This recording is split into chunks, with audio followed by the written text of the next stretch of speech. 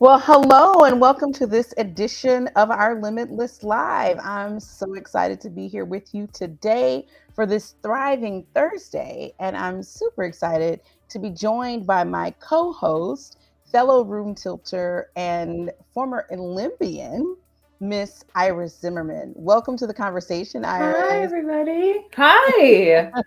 It's I been a love long your time. tones. Yes, it Oh, has been. Yes. you like I how I love try your to tones. match with my earphones? Oh yeah, so boss, so boss. Love it so much. How are you? I'm really good. Just thankful to be on. And when I say thankful all the time, it just happens to be Thriving Thursday and Thankful Thursday. And so I think it's amazing to start with gratitude and things that we're thankful for.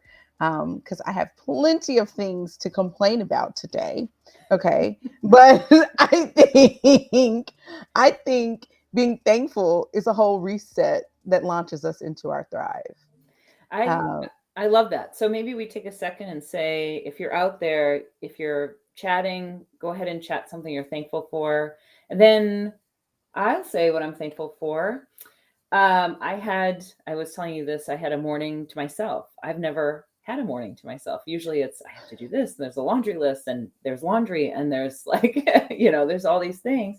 But I took a ride on the canal. We have the Erie Canal here. And so I'm super thankful for that time. oh, I love that. What did you ride in or on in the canal? Oh, I'm biking. I am loving biking right now outside, and I live in upstate New York, so it's like snows most of the year.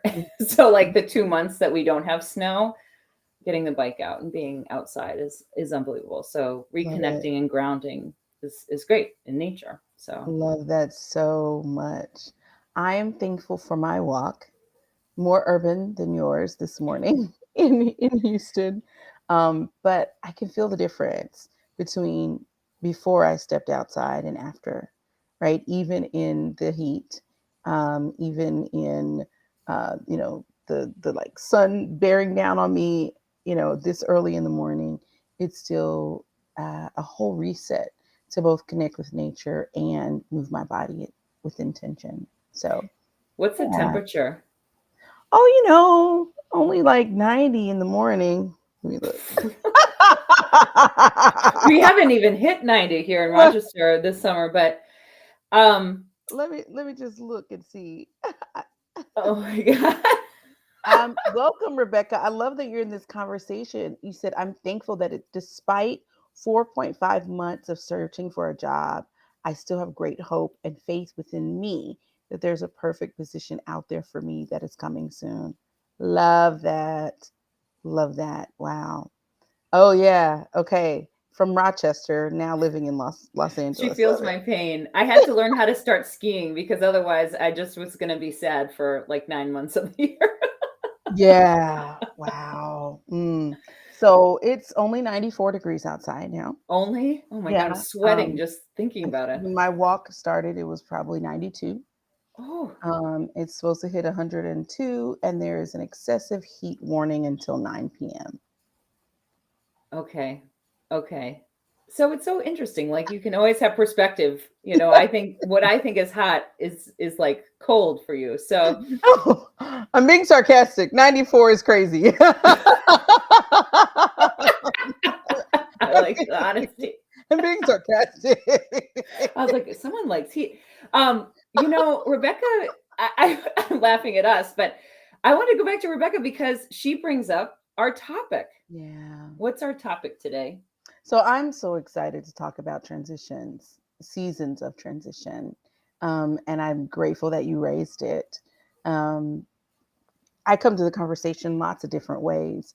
One thing that I often forget is that August is the time for kids to transition back to school because we're homeschooled. Hmm. So, so when I think about season of transition, I'm thinking of something different, for others. But at the end of the day, you're absolutely right. August is very much a transitional season for many. And I'm excited to dive into this topic because it's both positive, it's got some great richness to it, this transition thing. It's also challenging, can be negative, overwhelming, all of that. And I appreciate Rebecca talking about being in that job transition, because that can be very, very significant to our sense of who we are, our sense of purpose, and all of that. I think it's, for me, part of the definition of the transition is what she's bringing up is one, things have shifted and changed. And on top of it, you're not sure of the endpoint. Mm, So for August, yes, there's an endpoint with the kids. I understand that, but I was telling you, it just feels very much like an ebb right now with trying to get kids back to school. The seasons are transitioning, and I have a tendency in those ebbs and in those transitions to feel a ton of anxiety and a lot of emotions around this isn't mhm, going well. So often for me, it'll go into some sort of like anxious space. mhm. And I loved our conversation back and forth because being Thriving Thursday, I want us to think about, these transitions that are happening for ourselves and our clients. And then also what they can do to thrive during this period of time that might be an ebb and not so much a flow. Absolutely. Yeah. And I think so many times, in these seasons of transition, we forget to think about thriving, because a lot of time seasons are busy seasons, or maybe they're like head down focus season, right? Again, thinking about Rebecca applying for jobs. And, that's what I'm doing every day, or interviewing, right? And I don't have time for anything else. This is what I've got to focus on, or getting the kids ready for school. We've got to, sign up for courses and buy clothes, and, think about what the schedule is going to be. Maybe hire a few extra hands to help get people from point A to point B, right? And so I think of that as potentially a season of busyness, right?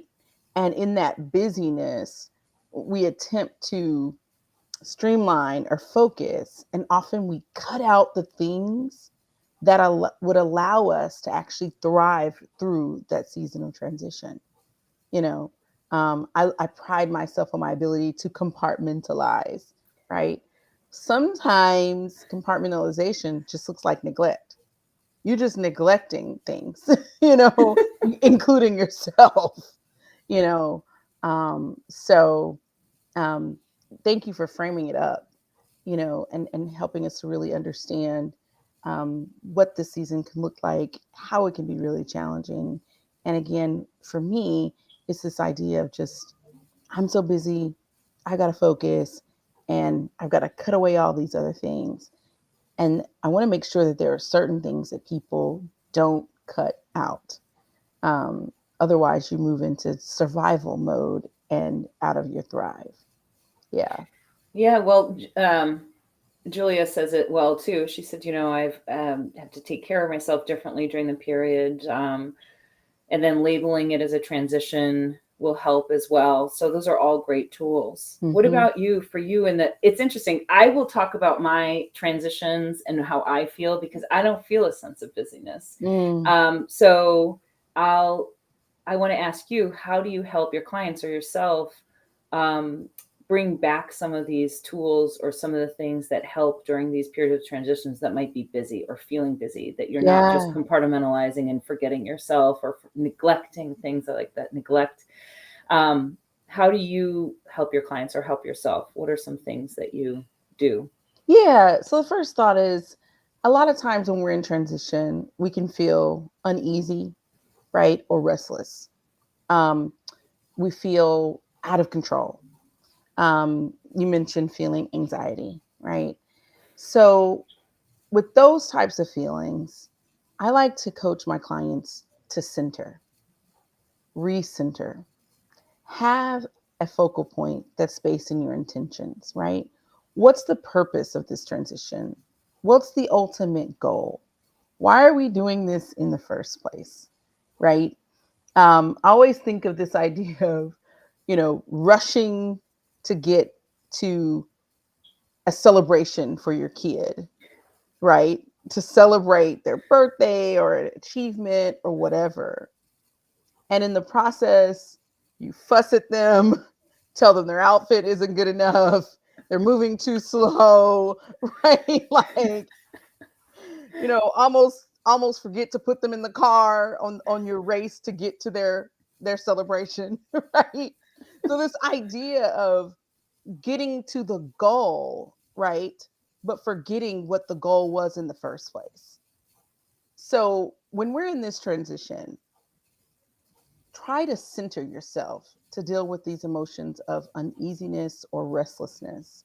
Try to recenter your mindset around, why am I doing this in the first place? Why did I put myself in this space where I want to make this move or make this transition? Or how did I get here, right?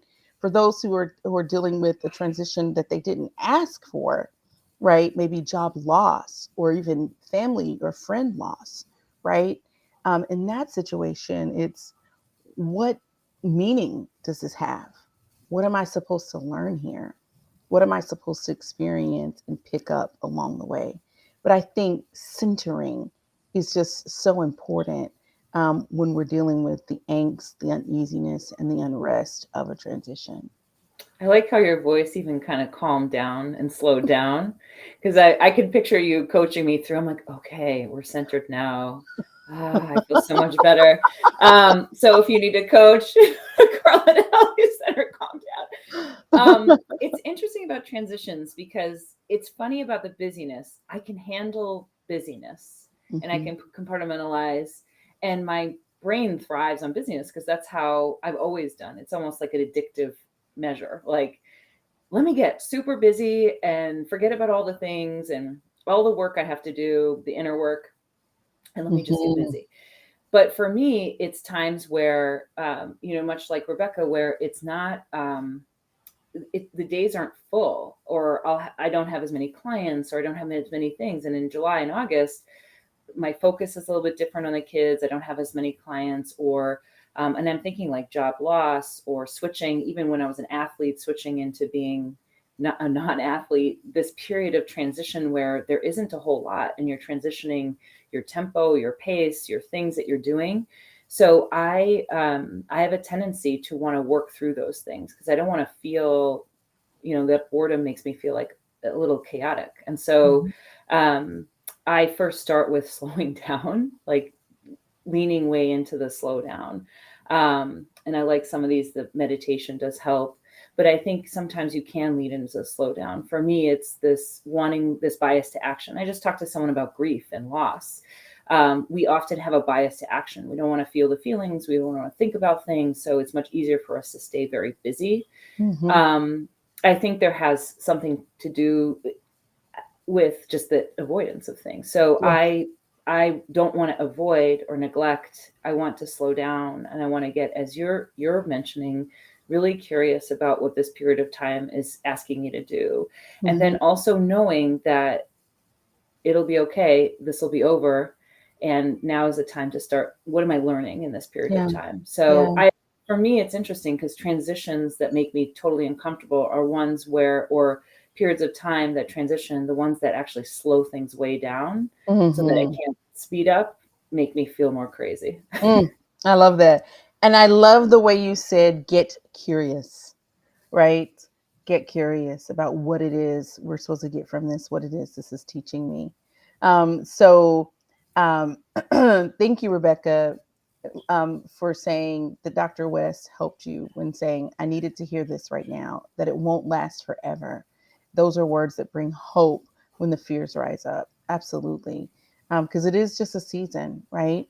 And then y'all are in conversation with each other. I love it. Julia, Dr. West says, um, so glad there's no limit to the comfort adding the words right now gives me. When I label a difficulty, nothing lasts forever. Yeah, right now. We're just in this season. We're going to get past it. Hey, Coach Miller, Coach Matt, centering on the why is valuable. And thank you, Rebecca, for dropping out the usefulness of guided meditation and solfeggio frequency music that are helpful during these transitions. Absolutely. So that's kind of the second piece I wanted to dive in, is that oftentimes transitions can be exhausting emotionally, mentally, spiritually and physically exhausting.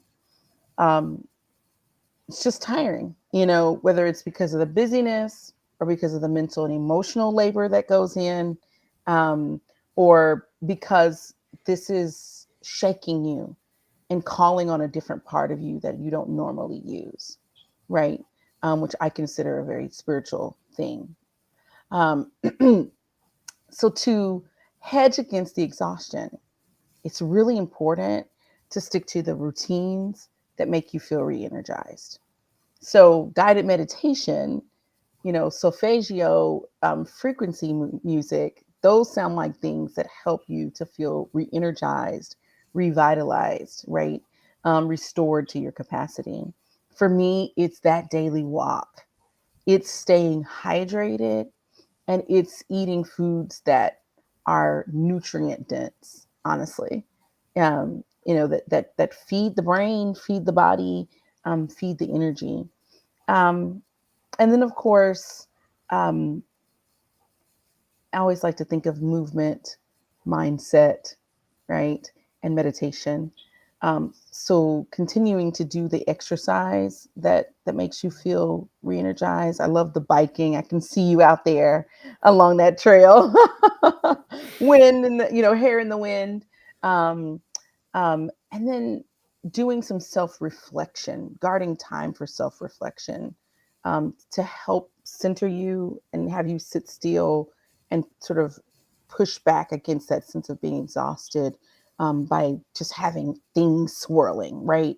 Being able to sit down and self reflect, is just so important. And then finally, that meditation where you're embracing the silence, you're embracing mindfulness, and you are bathing yourself in words or thoughts that, um, once again bring you back to center. I think that's what I keep coming back to is being centered.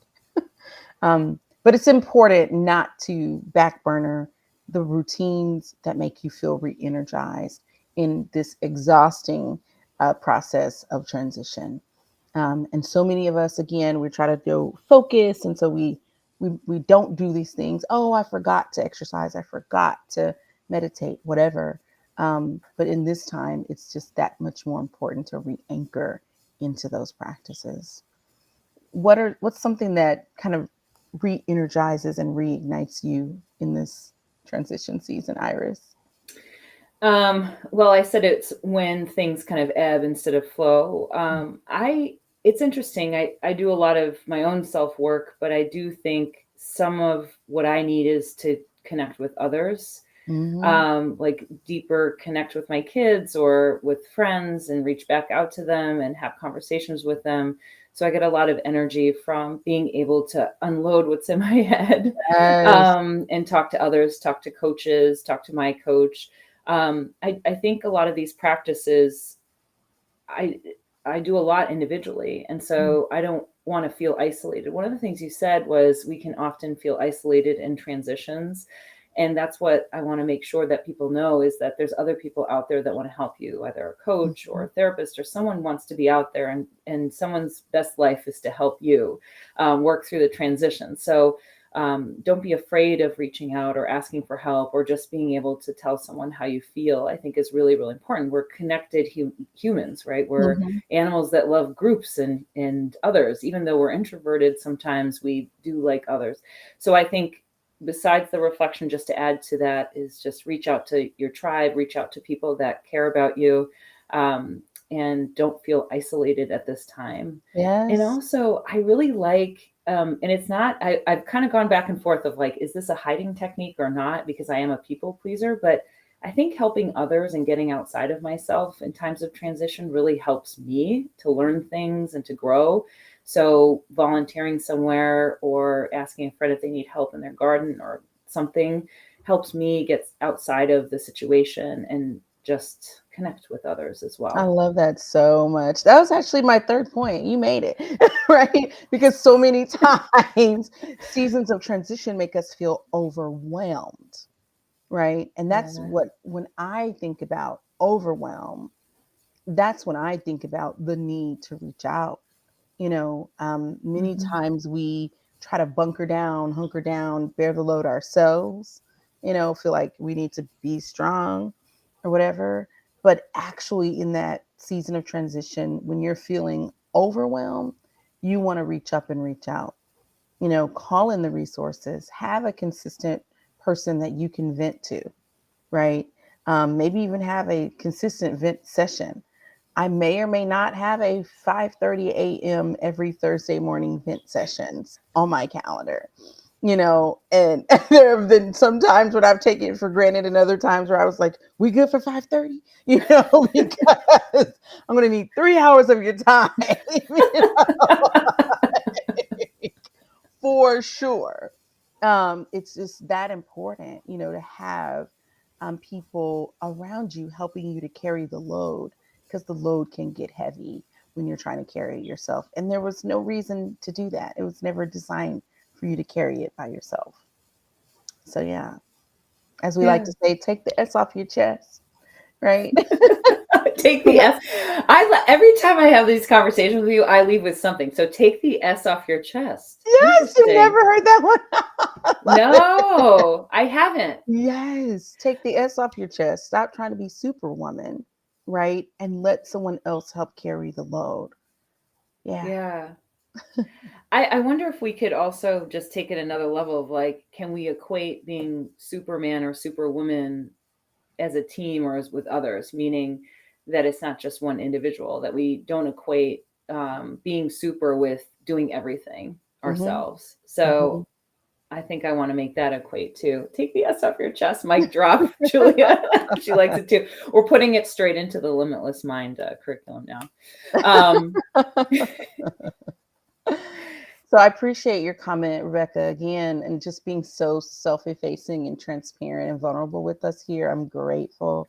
So she says, yes, I went through a phase of very high anxiety when I was first laid off. And what happened was going to a friend with my laptop and doing my job search from her home while she was working from home.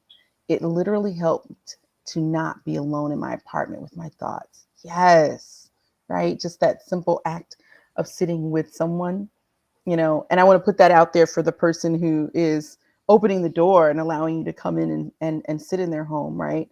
um, for the friend who wants to be a friend, sometimes it's just creating space and just letting someone sit with you, right? And for the person who needs the support, needs the community, sometimes it's just being in someone else's presence, so that you're not doing it alone. Yeah, that was pure gold, Rebecca. Thank you. I just from there that comment was great because I think it's also being self-aware of what's going on in your mind and all the Hmm. negative thoughts. And I think it's very important to watch what you're saying to yourself in those periods of transition. I know Hmm. for me, there's an ability to catastrophize of like, it's Hmm. all going to end. Hmm. The Hmm. world is coming to an end. So I think having tools and having something like a toolkit for when you have these negative thoughts, when you're starting to pay attention and say, okay, this is getting into catastrophe mode, you have to think about pulling out a toolkit and what am I going to do? Maybe it's the limitless mind. I'm going to get to neutral. How am I going to do that? I'm going to call Karla. I'm going to call my coach. I'm going to go for a walk. And so all of the things we kind of talked about is to help with that. So Hmm. instead of going down that spiral and then being your thoughts and being the emotions, reset. You have to reset. Did you just say instead of being your thoughts and being your emotions? I love that. Yeah. Yeah. Hmm. Because we can be very driven by them and feel like we're being defined by our thoughts. Yes. But our thoughts are just our thoughts Hmm. and they come and go and you can decide. And as an athlete, that was a huge part of what we did is you can decide which thoughts are going to be true. And if you don't feel like you can control what's true, you have to get out of your house, move around, do the thing grounded meditation, find what works for you so that you don't have to be defined by those emotions and those thoughts. That is so powerful. Oh my gosh. Dr. Julia says you're the thinker, not the thought. Ooh. So She's you got were so the many of them. right? You're in the driver's seat. You're directing this thing, and you have control. And then this one, we talked about this. Goodness, Harry did a great conversation about this, where he mentioned this quote that Julia raised today. I love that quote. When they told little girls, "You can be anything," we heard, "You need to be everything." Yes, and that's where the S came on the chest, right? And we take on all these loads, and we carry these things around thinking that we've got to do it on our own, and that somehow we failed if we don't. So Yes. particularly in transition, which can be dicey, it can leave you feeling less than, it can leave you feeling unworthy, it can have you feeling insecure, questioning yourself, questioning your abilities, not knowing exactly what's going to happen next, how things are going to work out, right? And am I good enough? Am I enough? Will I survive this, right? Um, Hopefully you don't have all of those thoughts and questions in your mind all at the same time, okay? But it can be like that sometimes, where it's just completely overwhelming. How am I going to make it through this? And I'll share, I'm being pushed to make a transition in my business, right? In the way that I show up, even who I'm serving, and how I do the service. And it's scary. Like this year marks a 4-year anniversary of me doing what I do, or doing what I think I've been doing, right? In my business. And I got this feedback from a great panel of business minded experts. And now I've got to decide how, whether, and to what extent to make the transition.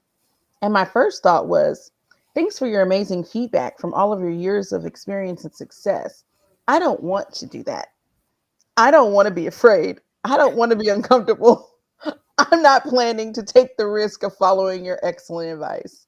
I'll stay over here instead of jumping the chasm, right, to make the transition, Yeah. right? Yeah. Um, so yeah, that's an honest moment, and the insecurity that comes with that. But I think it's so important for us to just kind of embrace that as a part of the transition season, and know that there's better. There is better on the other side. This is just right now. I think the one, so we'll do maybe a one takeaway of Yeah. today. For me, it's slowing down to speed up. I think we've talked about that a couple of times. I think we want to speed up during these, as Henna says, these cringe chasm moments. We want to like Mm-hmm. jump over and that's it, and we're there and we've arrived. Mm-hmm. We can't do that, and that's not what the process is asking us to do. So I think even in the ebb moments, it's calling for you, and life is calling for you. The universe is calling for you to slow down. Just slow Mm-hmm. down for a minute and figure out what's the next best step.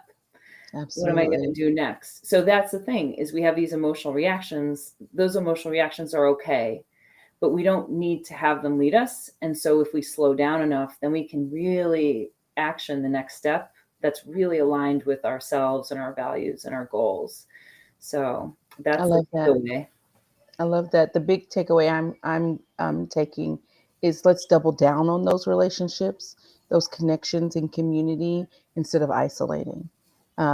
It's so dangerous to be isolated, with your thought, instead of reaching up and reaching out. And finally, Rebecca says, I work in film and television. With the strike, there are thousands of job losses. They could use these daily live videos from Limitless Minds. We all need to post about these daily messages of hope, because these videos are very empowering. Thank you, Rebecca. Thank you for everyone who watched this live. Anyone catching the replay, drop a hashtag replay. And be sure to download the Club Limitless app for more amazing content just like this. And we can't wait for you to join our colleagues who will be here same time tomorrow. Take care, and God bless Thanks. you on this journey. Josh and Julia tomorrow. Woo woo. Thank you. Take Bye. care, Iris.